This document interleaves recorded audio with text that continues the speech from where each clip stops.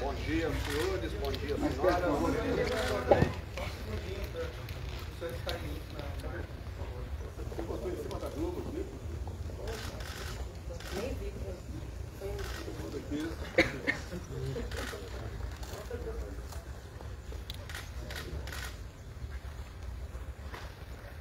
Podemos?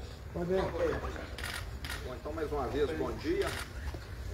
Estou aqui na minha primeira missão a Brasília, após a minha reeleição ao governo de Minas, e vim aqui tratar com o presidente questões que envolvem o Estado, como o metrô de Belo Horizonte, onde o governo federal vai aportar 2,8 bilhões de reais e o Estado se comprometeu a aportar 400 milhões, que já é uma realidade. Também as obras da BR-381-262, que conectam o Estado ao Espírito Santo e ao leste de Minas Gerais, e outros pontos mais que envolvem Minas Gerais.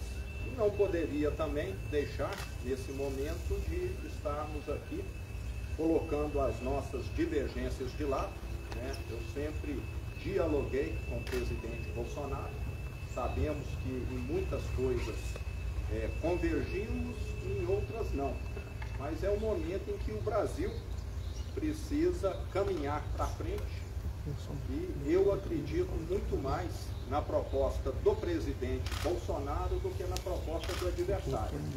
Até porque o adversário dele, que foi o mesmo adversário que eu tive em Minas Gerais, foi uma gestão desastrosa que arruinou o Estado de Minas.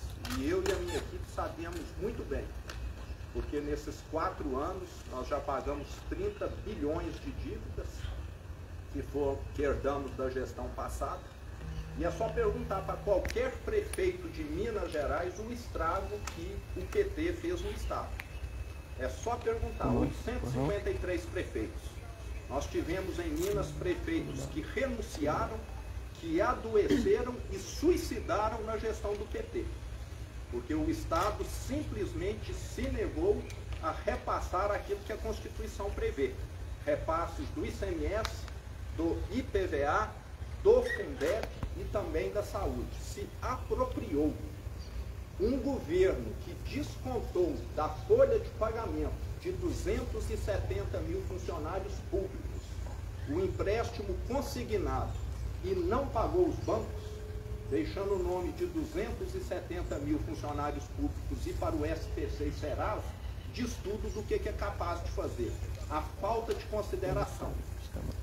E pior, diz que é social e suspendeu o pagamento do piso primeiro de assistência social, que nós voltamos a pagar logo no início do meu governo e reajustamos em 50%. Então dá para ver que há uma divergência muito grande entre discurso e efetividade e prática. Então eu estou aqui hoje para declarar o meu apoio à candidatura do presidente Bolsonaro, porque eu, mais do que ninguém, herdei uma tragédia. E não foi só o Estado, não. Perguntem aos atuais prefeitos de Uberlândia, de Pouso Alegre e outras grandes cidades do Estado que também tiveram uma gestão desastrosa do PT. Então nós estamos falando aqui de realidade. Não estamos falando aqui de versões, não. Perguntem aos 853 prefeitos de Minas, principalmente aos reeleitos, que estiveram lá presentes em 2015, 16, 17 e 18, para saber a tragédia que nós vivemos. Presidente. É com satisfação que eu recebi a visita do governador Zema, veio tratar de assuntos de interesse do seu Estado, continuar tratando desses assuntos, como ele falou aqui, do metrô, do BRs. Temos a questão também de Mariana, está bastante avançado, e sempre tivemos um diálogo muito franco. Nada tratado entre nós visava outros interesses a não ser o futuro do caso do Estado, e nossa parte aqui do Brasil. Passou um breve filme do que foi a administração do PT para o seu Estado, e poder fazer a mesma coisa sobre o Brasil, sobre os endividamentos das estatais, os descasos mais variados possíveis, a forma também como ele tratou as pessoas mais necessitadas, pagando um auxílio chamado Bolsa Família do passado, de média R$190, e tinha famílias ganhando R$80 por mês. Nós passamos para no mínimo R$600. Demos também um tratamento muito especial, respeitando a cultura do povo brasileiro, no tocante, por exemplo, às liberdades, as mais variadas possíveis, e sempre tivemos isso como um ponto máximo do nosso governo. Não queremos mais PNDES emprestando dinheiro para ditaduras, e tem que arranjar dinheiro para fazer obras aqui no Brasil. Nós levamos água para o Nordeste, nós criamos o PIX, fizemos muita coisa no varejo, mas tem uma repercussão muito grande no somatório final das ações, como por exemplo, passar de 5 para 10 anos a carteira nacional de habilitação, como por exemplo a criação do PIX. Atendemos, por ocasião da Covid, comprando 500 milhões de doses para todos os brasileiros que assim o desejassem tomar a sua vacina. Não deixamos de repassar recursos para todos os estados e municípios, independente da coloração partidária desses estados ou desses municípios. Ou seja, ao longo desses 3 anos e meio, alguma divergência a gente vai ter, somos falhos, né? Somos seres humanos, mas procuramos fazer o melhor para todos aqui no Brasil. Se nós formos levar em conta, Zana, como estão alguns outros países, aqui na América do Sul, outros na Europa, o Brasil vai muito bem na questão da economia. O produto interno bruto nosso, cada semana, ele é projetado para cima. Nós também temos diminuído muito aquele percentual do desemprego no Brasil. A informalidade praticamente voltou ao que era antes do período da pandemia. Estamos tendo uma das gasolinas mais baratas do mundo. Também o etanol baixou muito de preço. Recebemos na semana passada o primeiro navio russo com diesel. Isso vai se tornar uma constante para nós. E dizer que o Zema sabe disso. Nós somos dependentes de diesel e de gasolina porque 3 refinarias foram começaram a ser feitas. No início do governo Lula, se enterrou quase 100 bilhões de reais e não se fez uma refinaria sequer. Muito pelo contrário, perdemos até 2 refinarias para a Bolívia. Tendo em vista o presidente da época, Evo Morales, ser amigo do Lula. Também comprou-se refinaria fora do Brasil, que era uma sucata, uma passadinha. Temos hoje servidores dos Correios que tem um desconto em seu contra-cheque de no mínimo R$500 até 2030 para pagar roubo do sistema do fundo de pensão deles, do Postales. A mesma coisa na Caixa Econômica Federal. Então nós sabemos aqui, rapidamente, né, um breve retrato do que foi o estrago da administração do PT. E agora há pouco também, conversando com o governador na mesa ali, comparei os meus ministros com aqueles que viriam, né, numa hipotética e improvável reeleição do ex-presidente Lula. Simplesmente é incomparável. Temos aqui 2 ministros me acompanhando, o da infraestrutura, que mesmo com teto de gasto fez muito mais do que mais de 14 anos de administração do PT, e também a questão do meio ambiente, que é uma questão muito sensível a todos nós, e nós comparamos com outros ministros do meio ambiente. O que poderia vir no governo Lula seria um travamento de tudo quanto é obra no Brasil.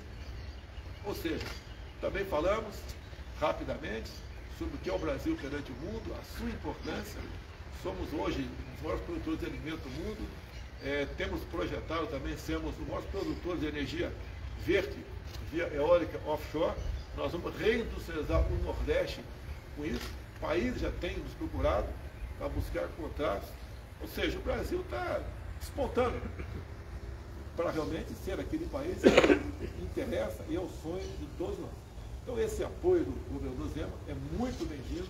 É um Estado é o segundo estado, é o maior colégio eleitoral do Brasil, e é decisivo.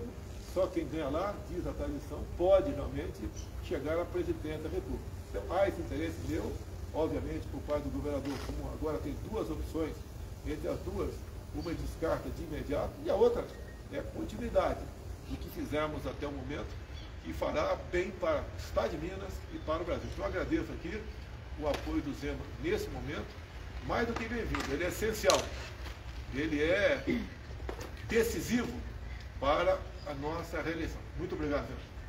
Governador, uma pergunta. A votação do senhor foi bem maior do que a do presidente em Minas. Queria saber o que o senhor atribui esse resultado e o senhor acha que dá para diminuir essa diferença? Com toda certeza, o eleitor é pragmático e eu sempre menciono que ficou erroneamente na memória do brasileiro uma ideia de que nos anos Lula nós tivemos uma prosperidade. Eu sempre coloco como comparação que naquele período foi como se um atleta tivesse tomado anabolizante. No primeiro momento foi muito bom e depois a conta veio amarga, né, através de diversos problemas de saúde. Primeiro muito músculo, muita força, depois problemas renais, de impotência, problemas cardíacos, etc. O que o PT fez com o Brasil foi isso, maquiou um desenvolvimento econômico. E nós tivemos em 2015 e 2016 a pior recessão da história, enquanto o mundo crescia. Só o Brasil conseguiu dar marcha ré em 2015 e 2016. Entre 2015 e 2016 perdeu-se 3 milhões de empregos no Brasil. Em 2020 e 2021, com a Covid, criou-se quase 3 milhões de empregos no Brasil. Imagina se tivesse tido essa pandemia fosse com uma administração do PT no Brasil. Presidente, por favor, com o apoio do governador Zema, o senhor acredita que é possível virar a eleição em Minas? Eu tenho certeza disso. O Zema tem gosta de grande credibilidade, dado a administração que ele fez. E esse apoio, no meu entender, é decisivo. E em Minas Gerais, nós vamos ter uma boa diferença para o adversário. O senhor vai a Minas? Aí, presidente, na Jovem Pan está ao vivo. O senhor já tem um acerto de agenda? A ideia é andar com o governador no estado de Minas, algumas cidades em que os votos não atingiram a expectativa, é refazer essa rota aí, presidente? Sim, já foi rapidamente aqui tocado nesse assunto, obviamente, Boa Minas. Dia 12, votar em Minas Gerais, no encontro com o apóstolo Valdemiro, um encontro religioso. Até já agradeci ele agora há pouco, fiz um vídeo para ele. E temos também já pré-acertado uma agenda política no Estado. Eu pretendo ir pelo menos 3 vezes no Estado de Minas Gerais. O senhor vai a São Paulo hoje, presidente? Tenho 2 eventos também religiosos em São Paulo, com a minha esposa, que é evangélica. E temos uma outra atividade também que está faltando a gente só a confirmação para participar da mesma. São 2 policiais militares que foram feridos. Uma situação cujos criminosos receberam recursos para executar essa ação criminosa, 2 policiais fardados por ocasião do dia das eleições, graças a Deus sobreviveram, e nós vamos inteirar melhor desse assunto. E se for possível, se assim as autoridades sanitárias permitirem, pretendo visitar esses policiais. Hoje o senhor recebe o governador Cláudio Castro também? O senhor pretende receber outros governadores eleitos, presidente, nos próximos dias? Eu conversei com o Cláudio Castro por telefone, está fechado o apoio dele, conversei também com o Ronaldo Caiado de Goiás, devemos encontrar brevemente. Conversei também com o Ratinho Júnior do Paraná e está a princípio, está pré-acertado uma agenda que deve ser em Minas Gerais, com o Zema, para nós discutirmos mais sobre o futuro de cada ente da federação. Mas a agenda com o Cláudio Castro é hoje, presidente? Tem expectativa de aumentar para atender as mulheres nesse final do ano? Algo assim? A questão das mulheres é uma narrativa contra a gente. Você pega, por exemplo, 420 mil títulos da reforma agrária, 80% foram para as mulheres. O Auxílio Brasil, nós priorizamos as mulheres, de 21 milhões de famílias, quase 17 milhões são mulheres. A nossa presidência da República, em torno de 40% daquele espaço lá, que são centenas de pessoas, são mulheres. Uma das ministras mais importantes nossa, da Agricultura, Tereza Cristina, mulher. A Damares também.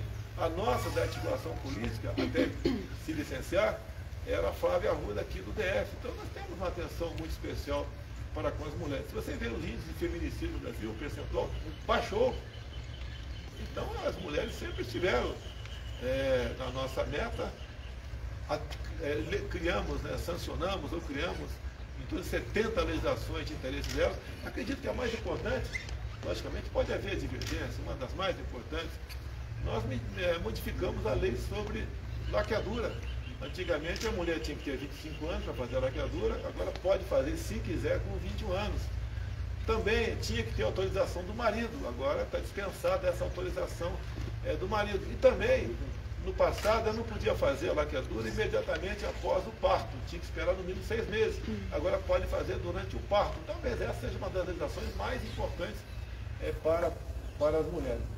E eu digo para vocês, os números de violência contra a mulher têm diminuído. Outro dia, no evento na presidência, eu falei que o nosso governo foi o governo que mais prendeu machões pelo Brasil, com operações patrocinadas, coordenadas pelo ministro antes da Justiça, com as respectivas secretarias de 27 unidades da Federação, fizemos operações nesse sentido. Por isso, tem diminuído a violência contra a mulher. Mas vai ter o 13º auxílio? Já está acertado só para as mulheres uns 17 milhões a partir do ano que vem. E dizer mais, o Auxílio Brasil de R$600 está garantido para todo o nosso governo. Isso é acertado com o Paulo Guedes. Recursos, já sabemos de onde virão. No momento está garantido 600 por lei e os do extra nós vamos manter esse valor a partir do ano que vem, já garantido, temos fontes para buscar esse recurso. O 13º não é esse ano agora, presidente? Não dá, até por esse ano eleitoral, você não pode tratar desse assunto agora, né? É proibido pela lei eleitoral. A partir do ano que vem, 13º para o Auxílio Brasil. E dizer uma coisa, além de ajudar as pessoas mais pobres, mais necessitadas, ajuda na receita de municípios e do próprio Estado. Eu ouso dizer que, em grande parte, o que ajudou a economia a não colapsar durante a pandemia foi o auxílio emergencial de R$600. E olha só, aquela senhora, né, que tinha um filho e era a cabeça do casal, ganhou, por ocasião da pandemia, de auxílio emergencial, não 600, mas R$1.200. Então nós sim atendemos as mulheres, não com discurso ou palavras bonitas, né, mas com realizações e com ações. Em relação ao apoio aí, presidente, do apoio de hoje, se o senhor tivesse recebido no início, o senhor acha que evitaria um segundo turno? Nós conversamos antes, o passado é passado. Eu tive um candidato lá em Minas, não fiz uma campanha massiva para ele, até porque tinha uma simpatia por ele, eu falei com ele sobre isso, e a intenção dele vir candidato era me ajudar em pontos mais isolados por Minas Gerais. As minhas lives todas, eu falava do meu candidato, ele falava que o Zema fez um bom governo em Minas Gerais. Não houve nenhum atrito entre nós. O senhor vai procurar apoio do candidato a Semi Neto na Bahia? Eu estou à disposição, a Assembleia vai começar comigo, estou à disposição. O João Roma veio candidato por lá, teve em torno de 10%. O candidato do PT quase ganhou no primeiro turno. E eu estou à disposição do ACM Neto. O senhor tem uma agenda agora também com o vice-presidente, né? Uma agenda de campanha? Mais uma cortesia do Mourão.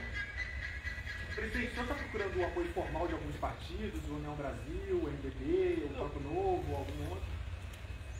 Isso aí, quem coordena isso é o meu filho Flávio, que está aí. A gente está vendo que os partidos que disputaram as eleições, alguns já estão se decidindo, né? Qualquer apoio é bem-vindo, estamos abertos a negociações, a conversa, como o Zema aqui tem, que é do Partido Novo, e vamos fazer a nossa política. A gente viu ontem, houve uma reunião, presidente, na Alvorada, com o ex-ministro da Infraestrutura, candidato ao governo de São Paulo. Qual foi essa reunião de ontem? O senhor pode adiantar sobre isso? O Tarcísio foi um fato novo na política. Ele não é paulista, né? Mas tem uma história de trabalho aqui em Brasília. Ele é formado pela Academia das Negras, foi fez Instituto Militar de Engenharia, é concursado da Câmara, tinha 2 vagas apenas na Câmara, ficou 3 anos lá na Comissão de Viação e Transportes, esteve no DENIT também, e quando assumiu a infra comigo, ele foi uma pessoa que rapidamente mostrou seu valor. Apesar de termos teto de gasto, ele usou as verbas do seu município, do seu ministério, para bem atender o Brasil. Fomos em locais fazer obra com a ponte do Abunã, lá na região do Acre e Rondônia. Você elimina um gargalo, levava-se em média 3 horas para um carro passar por ali, e isso diminuiu bastante, e não tem uma grande densidade eleitoral no Acre e Rondônia, mas nós prestigiamos esse estado também. Então essas obras do Tarcísio, visando gargalos como da BR-163, lá no Pará, que 6 meses de chuva por ano, um caminhão transportando o grão levava em média uma semana para passar em 50 quilômetros. Ele esperou a hora certa, o momento certo de falta d'água, falta de chuva, e junto com o Exército Brasileiro fez a obra em 6 meses. Então o Tarcísio é um homem que concluiu muitas obras pelo Brasil, em acordo com o Exército Brasileiro. O Exército, todos os batalhões de reconstrução estão a pleno vapor, andando por aí. Como em Minas Gerais agora também temos também obras patrocinadas pelo Exército Brasileiro. Ou seja, o homem do diálogo conseguiu aprovar muita coisa dentro do Tribunal de Contas da União, junto ao Congresso Nacional, e o Brasil mostrou, né? Ele mostrou para o Brasil que ele é um grande gestor, o que ideal é para a função que ele está pleiteando em São Paulo. Presidente, também teve uma reunião ontem de noite aqui no Alvorada, com vários ministros, o presidente Arthur Lira. O que foi discutido? Foi estratégia? O Lira veio falar comigo, obviamente, um dos raros candidatos a deputado federal, que eu citei o nome dele nas minhas lives, porque é uma verdade, nos ajudou a aprovar o Auxílio Brasil de R$600 para 20 milhões de pessoas, e grande parte disso está no Nordeste. Então o Arthur Lira foi um grande defensor dos R$600 de Auxílio Brasil para o Nordeste. E ele foi o mais votado lá do estado de Alagoas. E, obviamente, o PL fez 99 parlamentares e a nossa base, vamos assim dizer, chega a metade do número de parlamentares. Então, está pavimentado, temos aí eleições para a Câmara sem grande sobressalto. Então, o Arthur Lira, um velho colega meu, ele também, na questão daquela PEC que tratou dos combustíveis, né? Ele foi um grande defensor dessas questões. Então, é verdade, hoje em dia você vê gasolina em muitos estados a R$4,50. Eu vi etanol em São Paulo a R$2,50. Quem podia imaginar isso daí? Então, o Arthur Lira é essa pessoa aliada do presidente e do Brasil. Presidente, então, o senhor, uma vez reeleito, o senhor vai apoiar a recondução do Arthur Lira à presidência da Câmara? Olha, tem toda a dica que sim. Tá? Toda a dica sim. O senhor aguarda a sinalização de algum candidato que concorreu à presidência no primeiro turno, presidente? Olha, os que concorreram aí, de última hora, o padre Kelmo, né? É bem-vindo, apesar de ter tido uma votação bastante pequena. Ele é uma pessoa que mostrou que os cristãos têm que ser respeitados no Brasil e no mundo. Que uma grande participação dele no debate foi quando ele falou sobre o que vinha acontecendo na Nicarágua, onde padres estavam sendo presos, freiras expulsas, fechamento de canais de rádio e televisão católicos. E uma das últimas medidas lá do Ortega, que é amigo íntimo do Lula e cumprimentou o Lula agora para ter o segundo turno, ele proibiu a comemoração do Dia da Bíblia por parte dos evangélicos e proibiu os católicos de fazer procissão. Então o padre Kelmo tem um valor simbólico muito grande, tá? Enorme no meu entender, e obviamente vou conversar com ele. E da terceira e do quarto colocado, presidente, Ciro e Pérez? Pelo que eu estou vendo aqui, o PDT está bastante inclinado a apoiar o Lula. E a Tebet pessoalmente, né? As informações que eu tenho. Eu acredito que o MDB não irá fechada para nenhum lugar, assim como até o PDT não será fechada para nenhum outro lugar. Então essas sinalizações são bem-vindas. Eles têm noção do que seria a continuidade do meu governo, o que seria o retorno do PT. Não é apenas o que o Zema falou aqui. O Zema deu um retrato de Minas Gerais, eu dei um retrato um pouco maior do Brasil. Seria uma catástrofe para nós aqui, o PT voltando, 14 anos de corrupção. A Petrobras, eu sempre falo, endividamento 900 bilhões de reais, o suficiente para fazer 60 vezes a transposição de São Francisco. O BNDES, próximo a 400 bilhões, Caixa Econômica 45 bilhões. Queremos isso de volta para o Brasil? O Brasil podia, se eu tivesse pego o Brasil em 2003, como ele pegou com as commodities lá em cima, a economia praticamente acertada, e ele foi para distribuir cargos no governo troca de apoio, então loteou estatais, bancos oficiais e ministérios com partidos políticos que tinham outros interesses, né, em grande parte, não são todos, a não ser em fazer caixa para a campanha e se enriquecerem muitos deles. Então isso que aconteceu. O grande problema do Brasil é quando há uma mistura muito grande entre os poderes.